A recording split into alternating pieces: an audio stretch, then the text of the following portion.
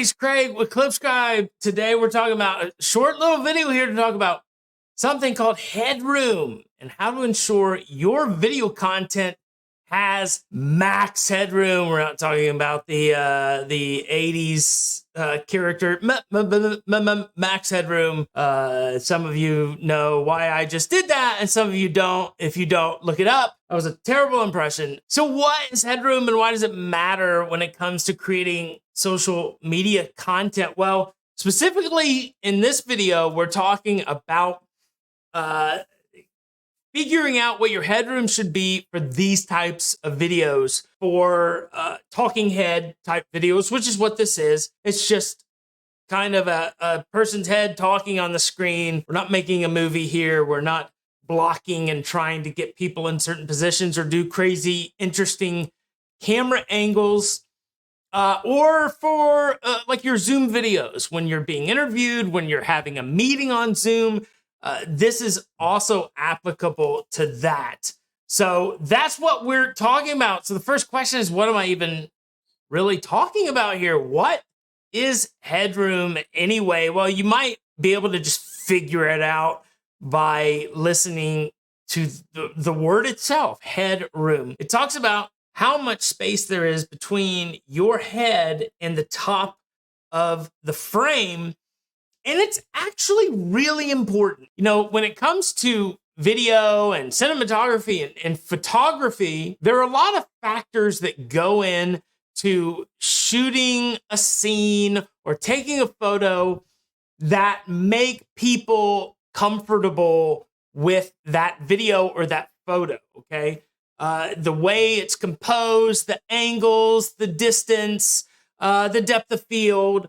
And headroom is one of these factors that are involved in making your audience comfortable with your video. Now, is it gonna, break the world if your headroom is not perfect or if you're not doing it exactly right? Of course it's not. I mean, you should not be afraid to make video content, but we're trying to improve ourselves to make videos that are better and better and better and more professional, that feel better to your viewers and are less distracting. So it's really what all this is about, is just improving yourself as you make your video content. So the first step in understanding headroom is simply admitting that headroom is a thing. Admitting this is the very first step. And being willing to say, okay, it actually does kind of matter where my head is positioned in the frame when I'm making my video content.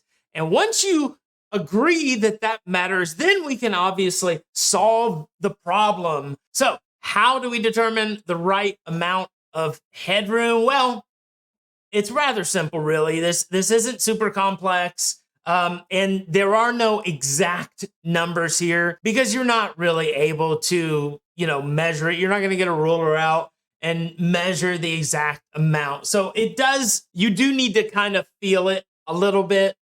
But one thing is for sure, and one thing is very simple, that, let me raise my chair up, okay?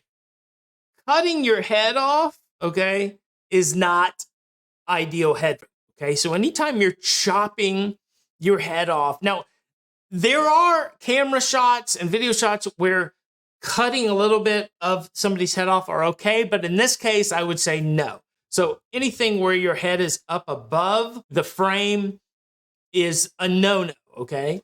Secondly, if your head is what I like to just call jammed up against, okay? If it's jammed up against the frame, okay, this, like right there, okay, that's not enough headroom. This gives your audience the perception that, yeah, you're kind of pushing up against a wall here, and therefore there is no room, and therefore it is not comfortable, and so psychologically this is not ideal. So let's take it down. Now, where is too much headroom? This is too much headroom, and anything below this is too much headroom. Now, obviously, this looks extra weird because my table is not low, but even if my table is low, hopefully you can tell and feel that this is, you just ask yourself the question, why is there so much space above the person's head, okay? So what is an ideal headroom? Let's say, I would say about right here. I'm looking over at my monitor here. Anywhere from about here to about here. So I would say it's probably like 5% to 7 or 8% of your frame, okay?